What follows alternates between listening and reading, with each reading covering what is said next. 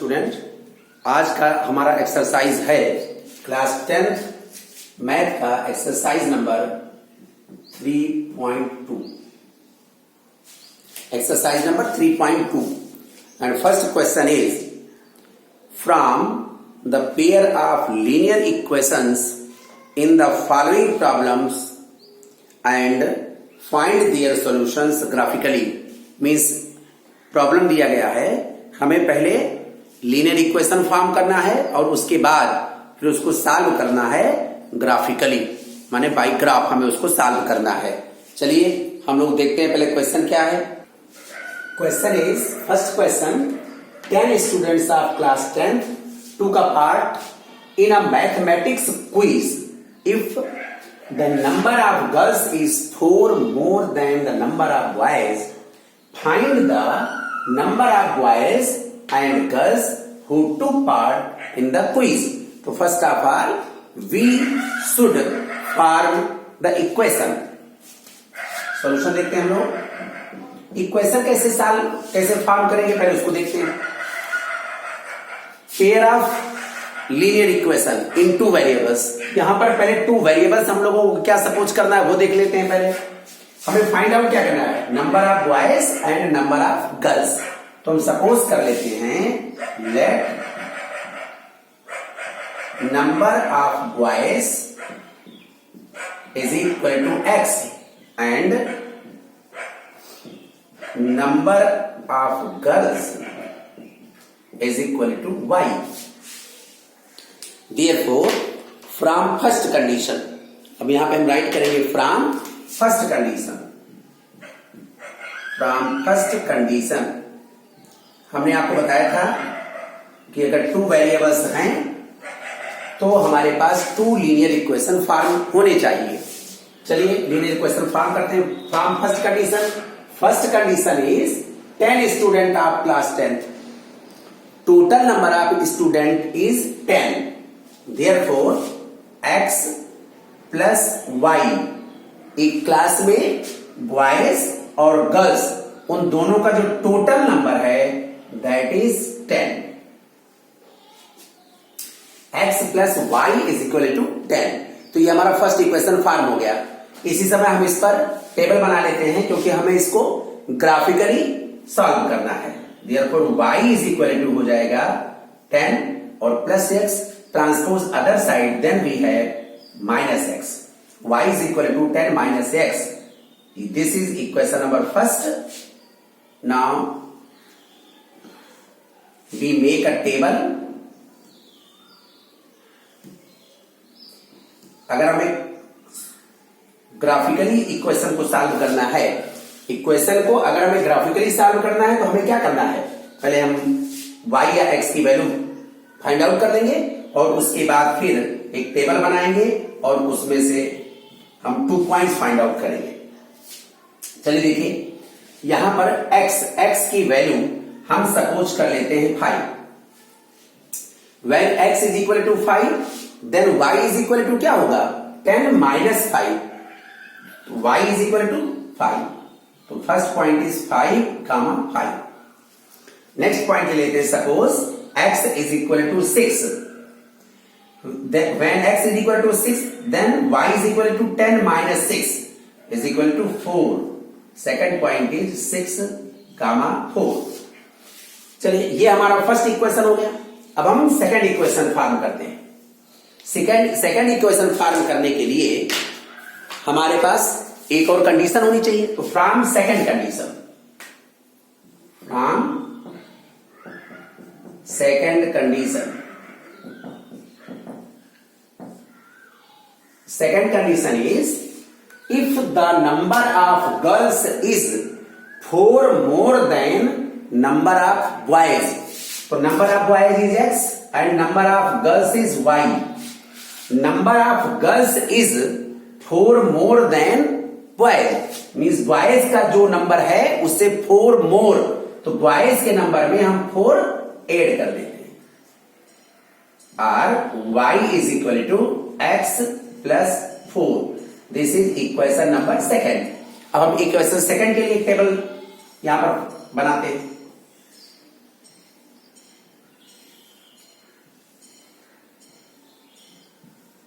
X Y x comma y. चलिए यहां पर हम x की वैल्यू 0 सपोज कर लेते हैं। When x is 0 then y is equal to क्या हो जाएगा 4। First point is 0 comma 4। Now हम यहां पर x की वैल्यू सपोज कर लेते हैं 2।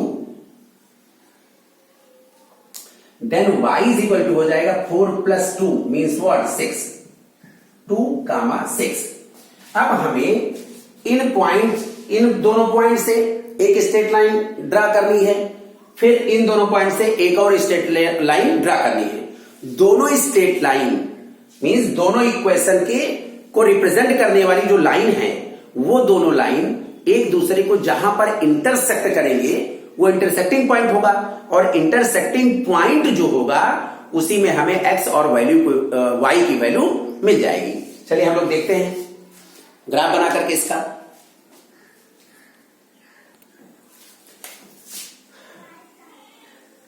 ग्राफ पेपर पर x एक्सिस y एक्सिस और इन दोनों एक्सिस का इंटरसेक्टिंग पॉइंट जो हो जाएगा वो हो जाएगा ओरिजिन O। इधर x डैश इधर y डैश। फर्स्ट पॉइंट हमारा क्या है 5 कामा 5। तो पहला 5 मीन्स x एक्सिस पर 1 2 3 4 5 और फिर 5 y एक्सिस पर भी। तो आप यहां से 5 1 2 3 4 5 ये हमारा पॉइंट हो गया।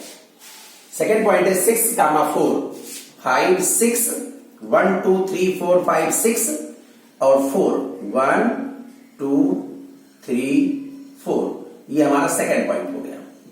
अब इन दोनों पॉइंट्स को ज्वाइन करती हुई एक लाइन हम इस तरह से ड्रा कर देते हैं, और जो फर्स्ट इक्वेशन हमारा था उसी इक्वेशन को यहां पर राइट कर देते हैं। तो हमारा फर्स्ट इक्वेशन जो था वो था y is equal to 10 minus X. तो ये जो लाइन है यह y is equal to 10 minus X को रिप्रेजेंट कर रही है। चलिए अब हम लोग लेते हैं सेकेंड लाइन ड्रा करते हैं। सेकेंड लाइन का पहला पॉइंट क्या है 0 कामा 4।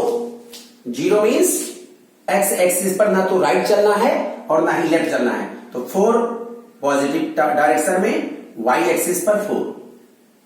दिस इज 4 1 2 3 4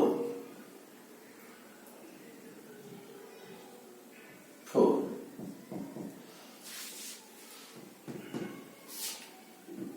दोनों को इक्वल कर देते हैं इन पॉइंट्स को 1 2 3 4 0 कामा 4। अब हमारे पास ग्राफ कॉपी तो है नहीं, आप लोगों के पास ग्राफ कॉपी होगी तो काउंट करने में कोई दिक्कत नहीं होनी चाहिए। सेकेंड पॉइंट है हमारा 2 कामा 6।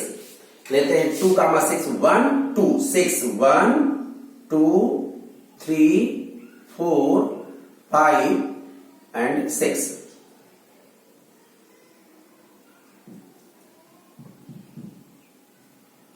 थोड़ा और ऊपर जाएगा, यहां पर कहीं 6 होगा।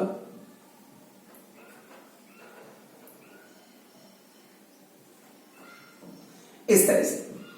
अब इसके बाद इन दोनों पॉइंट्स को हम ज्वाइन कर देंगे ऐसे, और इन दोनों पॉइंट्स को ज्वाइन करने के बाद में इस पर जो हमारी सेकेंड लाइन है that is y is equal to x plus 4। जो सेकेंड इक्वेशन है उसको यहां पे राइट कर देंगे। अब इस लाइन और इस लाइन दोनों का इंटरसेक्टिंग पॉइंट कौन सा हुआ, ये वाला पॉइंट हुआ। अब इस पॉइंट को हम देख लेते हैं कि इस पॉइंट का कोऑर्डिनेट्स क्या होगा, और अगर हम देखेंगे ध्यान से तो इस पॉइंट का कोऑर्डिनेट्स 6 प्लस 1 7 1 2 3, तो ये हो जाएगा 3 कामा 7। आप लोग ग्राफ बनाओगे तो एकदम स्पष्ट बनेगा, क्लियर बनेगा, कोई दिक्कत की बात नहीं है। तो हम यहां पर राइट कर सकते हैं intersecting point, intersecting point is equal to 3 comma 7। Therefore x is equal to 3 y is equal to 7। और x हमने किसको सपोज किया था, number of boys, therefore number of boys is equal to 3 and number of girls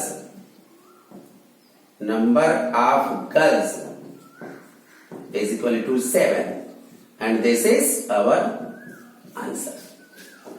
right कर दें आप लोग इसको, और मुझे लगता है समझ में आया भी होगा आप लोगों को.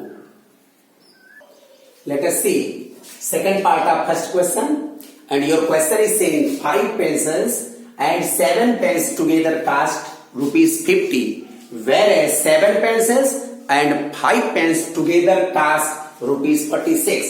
Find the cost of 1 pencil and that of 1 pen. So here we suppose let cost of 1 pencil is equal to X and cost of 1 pen is equal to Y. We have two variables, therefore we have to form two linear equations from first condition.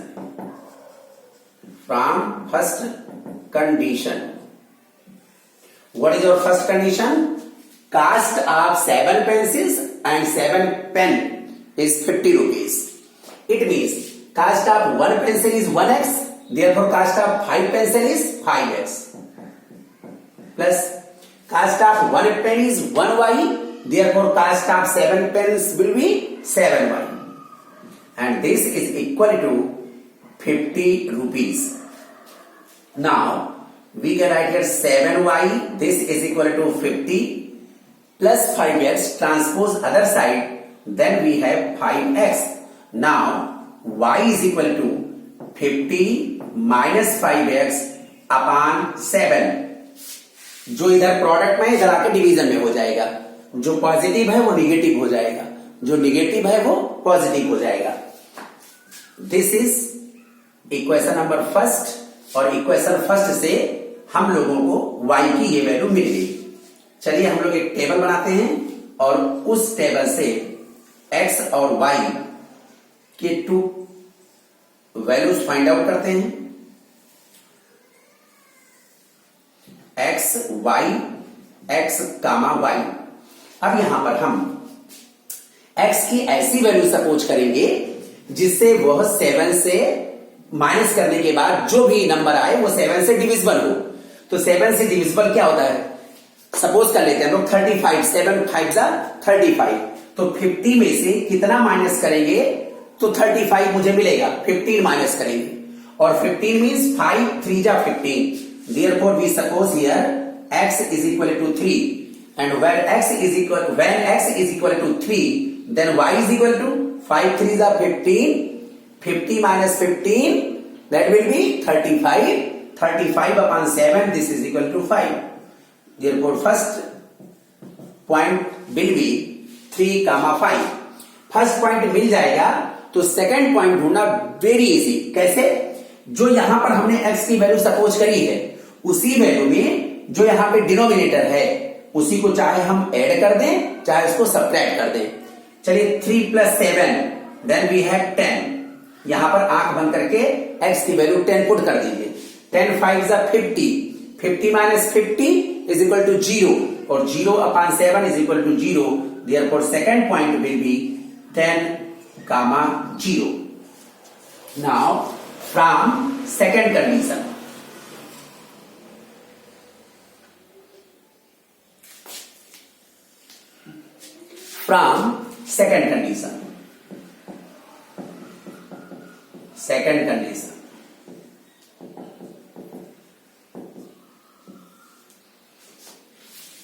whereas 7 pencils and 5 pens together cost 46 rupees.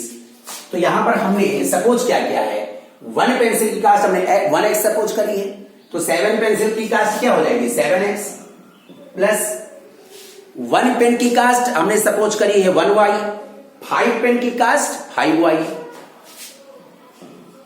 And this is equal to 46. Therefore 5y is equal to 46. plus 7x transpose other side. Then we have minus 7x. And y is equal to 46 minus 7x upon 5. अब यहां पर हम this is our second equation, एक table बनाएंगे और table बनाने के बाद में 2 पॉइंट्स फाइंड आउट करेंगे, x, y, x, y. x की ऐसी वैल्यू हमें सपोज करनी है कि जिससे कि ऊपर जो आपका न्यूमरेटर है वो सॉल्व करने के बाद कुछ ऐसा मिले जो कि 5 से क्या हो, डिविजिबल हो. इस बात को हमें बहुत ध्यान से देखना पड़ेगा कि हम x की क्या वैल्यू पुट करें. हम देखिए यहां पर 7 3 जा 21, 46 माइनस 21, तो यहां पर हम पुट करते हैं 3. 46 minus 21 is equal to 25. Therefore 5 से 25 को डिवाइड करेंगे, देन वी हैव 5. 25 को जब हम 5 से डिवाइड करेंगे देन वी हैव 5. फिर से देख लीजिए, हमने x की वैल्यू यहां पे 3 पुट करी, 7 3 जा 21, 46 minus 21 is equal to 25 and 25 upon 5 this is equal to 5. Therefore first point will be 3, 5. और हमने आगे बताया था नेक्स्ट पॉइंट फाइंड आउट करने के लिए इसी डिनोमिनेटर को आप चाहे इसमें ऐड कर लो, चाहे आप इसमें से सब्सट्रैक्ट कर दो. हम ऐड कर लेते हैं. 3 प्लस 5 8,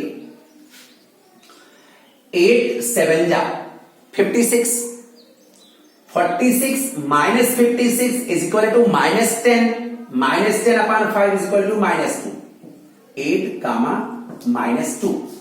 और ये हो जाएगा हमारा सेकंड. अब हम इन दोनों टेबल से क्या ड्रा करेंगे, एक लाइन ड्रा करेंगे, 2 लाइन ड्रा करेंगे. दोनों लाइन का जो इंटरसेक्टिंग पॉइंट होगा वही हमारा आंसर हो जाएगा. और आप यहां पे देखो संयोग ऐसा बन रहा है कि हम लोगों को इंटरसेक्टिंग पॉइंट पहले ही पता चल गया. यहां पर भी 3, 5, यहां पर भी 3, 5. तो जब दोनों लाइन को आप ड्रा करोगे तो दोनों लाइन 3, 5 पर ही इंटरसेक्ट करेंगे, तो आपका इंटरसेक्टिंग पॉइंट हो जाएगा 3, 5. 3 मीन्स वैल्यू ऑफ x और value of x means caste of 1 pencil. Therefore cost of 1 pencil will be 3 rupees and cost of 1 pen will be 5 rupees.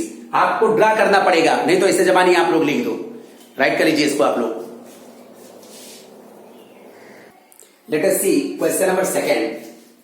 Your question is saying on comparing the ratios A1 upon A2, B1 upon B2 and C1 upon C2, find out whether the lines representing the following pairs of linear equations intersect at a point, are parallel or coincident. अब इसको आप समझिए, इसमें कुछ conditions होती हैं, आप लोग ध्यान से देखिएगा.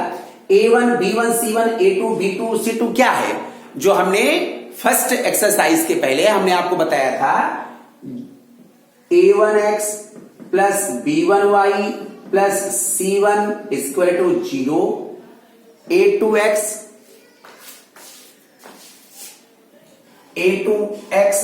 Plus B2y plus C2 equal to 0. ये क्या है, ये standard form of linear equations, pair of linear equation है इन 2 वेरिएबल्स. तो 2 वेरिएबल्स का ये लीनियर इक्वेशन का स्टैंडर्ड फॉर्म है. A1x, अब यहां पर आप देखिएगा, अगर इन दोनों इक्वेशन को ले लें हम, A1 B1 C1 A2 B2 C2, इस वाले में देखिए A1 B1 C1 A2 B2 C2. इस इक्वेशन में देखता हूं A1 B1 C1 A2 B2 C2. जब आप इससे कंपेयर करोगे A1 B1 C1 और A2 B2 C2 की वैल्यू हमें मिल जाएगी.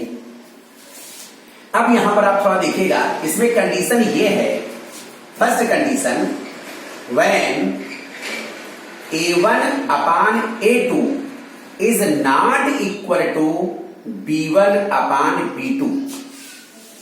ध्यान से देखिएगा इसको, when A1 upon A2 not equal to B1 upon B2, then both line intersect each other. Then both line intersect each other. It means pair of linear equations have a unique solution means जिस भी linear equation में ये condition follow होती है तो उसमें उस linear equation का एक यूनिक पेयर होगा। Means unique pair means one and only one, उसी को हम सॉल्व भी कर सकते हैं। और इसको भी देखने से पता चला यूनिक सॉल्यूशन कैसे। अभी हमने आपसे क्या बताया था ग्राफ ड्रा करने के बाद कि दोनों लाइनें जहां इंटरसेक्ट करती है वही सॉल्यूशन होता है। यहां पर ये दोनों लाइनें इंटरसेक्ट कर रही हैं, तो जब इंटरसेक्ट करेंगे तो 1 पॉइंट मिल जाएगा और वही 1 पॉइंट हमारा क्या हो जाएगा, सॉल्यूशन हो जाएगा। तो यहां पर if both lines intersect each other than condition is a1 upon a2 not equal to b1 upon b2, and second condition is when a1 upon a2 is equal to b1 upon b2 is equal to c1 upon c2, all the three ratios are equal। ऐसी condition में both lines coincident means जब हम इसका graph draw करेंगे उसी line के ऊपर दूसरी लाइन भी जाएगी, उसको बोलते हैं कोइंसिडेंट होना। तो यहां पर हो जाएगा बोथ लाइन कोइंसिडेंट। और नेक्स्ट यहां पर एक और कंडीशन, अब जब कोइंसिडेंट होंगी तो इसके पास इन्फिनिटली मेनी सॉल्यूशंस होंगे, इन्फिनिटली मेनी सॉल्यूशंस होंगे इसके पास। और ऐसी कंडीशन में भी हम अगर उस linear pair of linear equation को सॉल्व करना चाहें तो हम सॉल्व नहीं कर सकते। सॉल्व केवल एक ही कंडीशन में कर सकते हैं जब ये कंडीशन हो तो, अदरवाइज हमें सॉल्व कर ही नहीं सकते हैं, करने की जरूरत छोड़िए, कर ही नहीं सकते। और third condition is when a1 upon a2 is equal to b1 upon b2 not is equal to c1 upon c2 then both lines are parallel to each other। दोनों लाइन एक दूसरे के पैरेलल होंगी। पैरेलल होने के मतलब वो कहीं भी इंटरसेक्ट नहीं करेंगी। ये इन्फिनिटली मेनी पॉइंट्स पर इंटरसेक्ट कर रही है और ये कहीं भी इंटरसेक्ट नहीं करेगी। और ऐसी कंडीशन में जो लीनियर पेयर होंगे, पेयर ऑफ लीनियर इक्वेशंस जो होंगे वो एक दूसरे के पैरेलल होंगे। और अगर हम सॉल्यूशन में बात करें तो उस पेयर का कोई सॉल्यूशन नहीं होगा। तो ये 3 कंडीशन है, इनको आपको लर्न करना पड़ेगा। एक बार हम फिर से जल्दी से देख लेते हैं। When a1 upon a2 not equal to b1 upon b2 then both line intersect each other। Second condition, when a1 upon a2 is equal to b1 upon b2 is equal to c1 upon c2 both line coincident। और third है when a1 upon a2 is equal to b1 upon b2 is not equal to c1 upon c2 then both lines are parallel to each other। ये 3 conditions हैं। अब हम इन conditions को लेकर के यहां पर देखते हैं कि इस कंडीशन में से कौन सी कंडीशन हमारा फॉलो होता है। क्वेश्चन नंबर फर्स्ट देख लेते हैं। 5x minus 4y plus 8 is equal to 0। 7x plus 6y minus 9 is equal to 0। a1 upon a2 find out करते हैं। a1 upon a2 means 5 upon 7। b1 upon b2 minus 4 upon 6।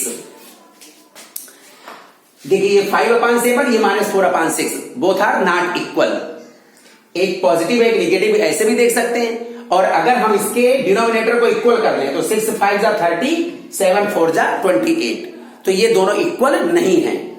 तो इस तरह से हम कह सकते हैं कि because a1 upon a2 not equal to b1 upon b2 therefore both lines intersect each other।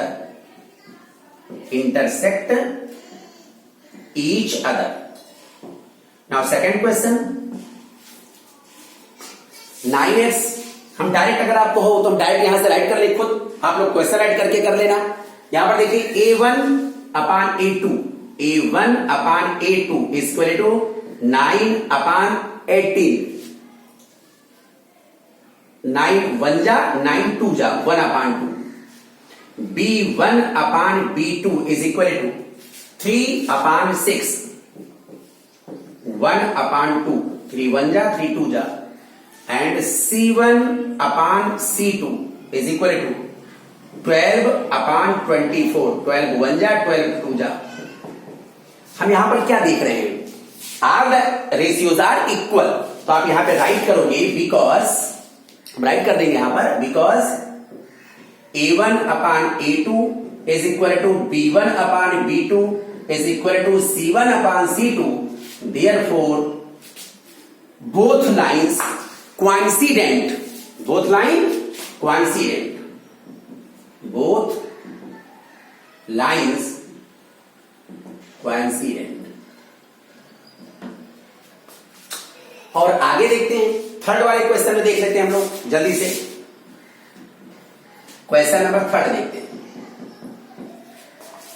A1 upon A2 find out करते हैं। A1 upon A2 is equal to 6 upon 2, 2 1 जा 2 3 जा, दिस इज इक्वल टू 3।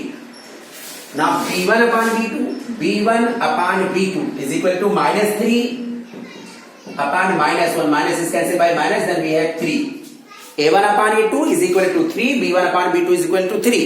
अब find out करते हैं C1 upon C2, C1 upon C2 is equal to 10 upon 9, और ये 3 के इक्वल तो है नहीं, क्योंकि 9 3 जा 27 होता है, तो ये 3 के इक्वल नहीं हो सकता। तो आप यहां पर राइट कर देंगे because A1 upon A2 is equal to B1 upon B2 not equal to C1 upon C2, therefore both lines are parallel to each other, both lines are